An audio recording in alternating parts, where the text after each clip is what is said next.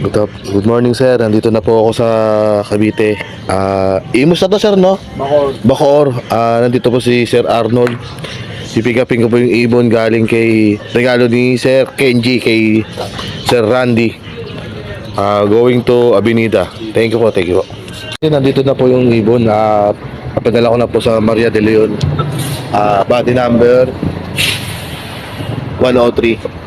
12:30 daw po ang alis. Bibigay ko na po, sir, sa conductor. Salamat po. Mga kalapatids, dito tayo para station yung ating alagang ibon galing kay Sir Kenji mula ng Bacoor, Cavite. Kapit po ng ating kaibigan. Kanina pa dumating? Anong oras? 4:30. Grabe, umalis na Cavite po naman eh. Mga 9 o'clock. Yan, excited na tayo dito sa mga ibon na padala ni Sir Kenji. Ito yung maniligawan natin na breeder niya doon sa Panay Islands. Nung pumunta tayo sa kanya doon sa Rojas City. August 18. August 18 nung tayo makarating doon. Nagkita kami ng August 18.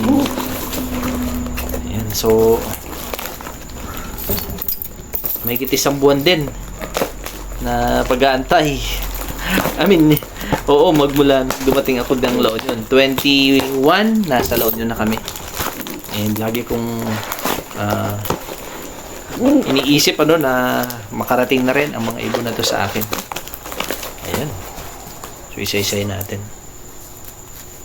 So, ito na. Ito yung isa. Blue bar siya na white flight. Tingnan natin yung mga ring nila. Naka-personalize siya na clip ring ni Sir Kenji. Ayan. Personalized na clip. Tapos, naka-PHA ring siya ng 3015761. Talagang dry sila kasi galing sila ng Panay o galing sila ng Rojas and by land sila isinakay. So matagal sila nagbiyahe sa malamang sa bus ito or sa truck pinadala. Hindi ko pa nakuha yung mga details. So ito Etienne Merlin at saka isang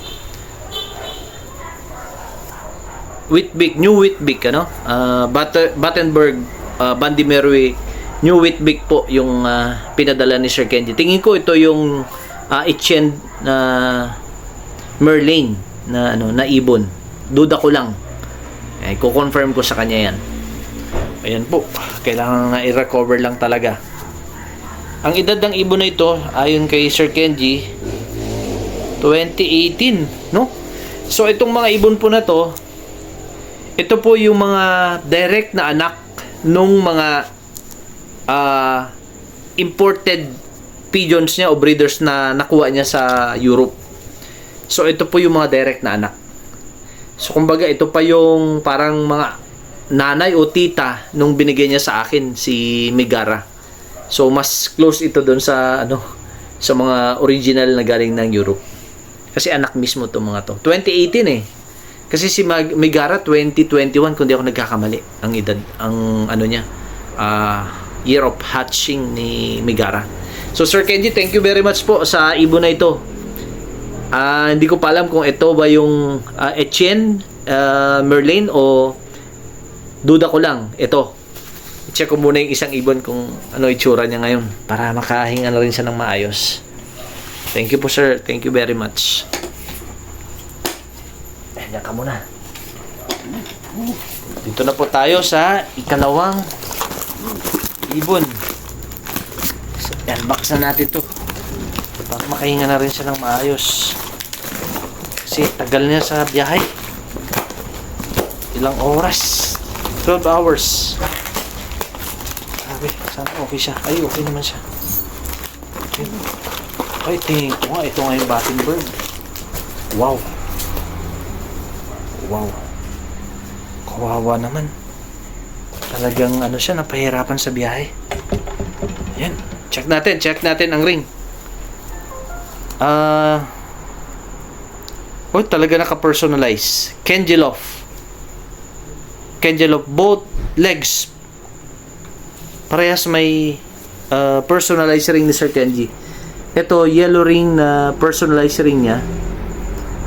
Tapos nilagyan niya pa ng clip ring na personalized niya.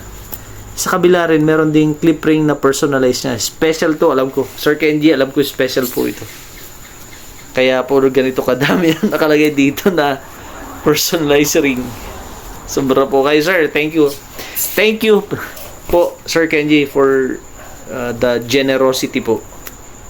Mga ibon po na ito ay aalagaan ko po ng maayos dito sa aking loft. I-recover ko po sila.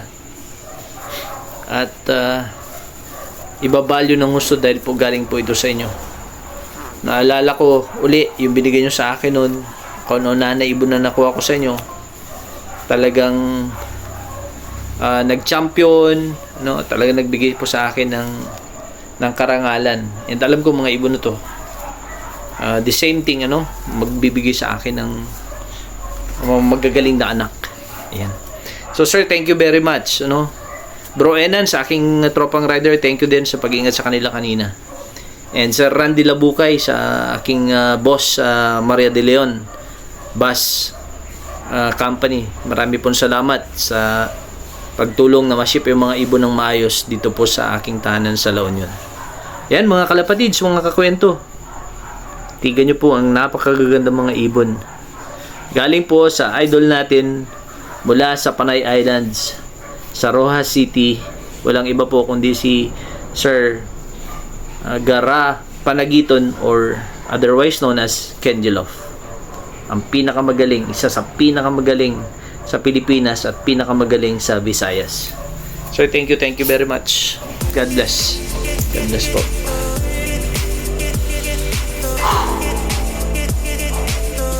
Ang ganda. Ang gandang ibon, grabe. Ang ganda na si Megara, mas maganda pa siya.